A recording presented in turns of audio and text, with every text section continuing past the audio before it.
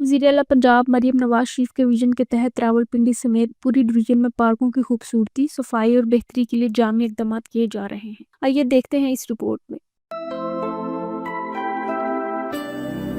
وزیر اعلیٰ پنجاب کی ہدایت پر مری روڈ کی خوبصورتی، تجاوزات کے خاتمے، پیر ودائی، فیض آباد سمیت تمام غیر قانونی بس اڈوں کے خاتمے اور منشیات فروشوں کے خلاف گرینڈ آپریشن کیا گیا۔ وزیر اعلیٰ پنجاب کی ہدایت پر سینئر صوبائی وزیر مریم اورنگزیب نے کمشنر آفس راولپنڈی میں 3 گھنٹے طویل جائزہ اجلاس کی صدارت کی۔ سینئر صوبائی وزیر مریم اورنگزیب نے عید الفطر کے موقع پر شاندار انتظامات کرنے اور مسافروں سے اضافی کرایہ واپس کرنے پر انتظامیہ اور متعلقہ محکموں کو سراہا۔ وزیر مصوفہ نے نالہ لئی منصوبے کی فیزیبلٹی رپورٹ 3 ماہ میں مکمل کرنے اور رنگ روڈ منصوبے کو دسمبر تک مکمل کرنے کی ہدایت کی تھی۔ اجلاس میں ستھرا پنجاب مہم پر عمل درآمد کرنے کا جائزہ لیا گیا اور سامنے آنے والی تمام خامیوں کو دور کرنے کی ہدایت کی گئی۔ وزیر اعلیٰ نے 3 دن کے اندر پیر ودائی سے غیر قانونی بس اڈے کے خاتمے پر ضلعی انتظامیہ اور پولیس کو مبارکباد دی۔ انہوں نے فیض آباد سے بھی غیر قانونی بس اڈوں اور تجاوزات کے خاتمے کی ہدایت کی تاکہ شہریوں کو سہولت فراہم کی جا سکے۔ وزیر اعلیٰ نے مری روڈ کی مکمل صفائی، خوبصورتی اور بحالی کا پلان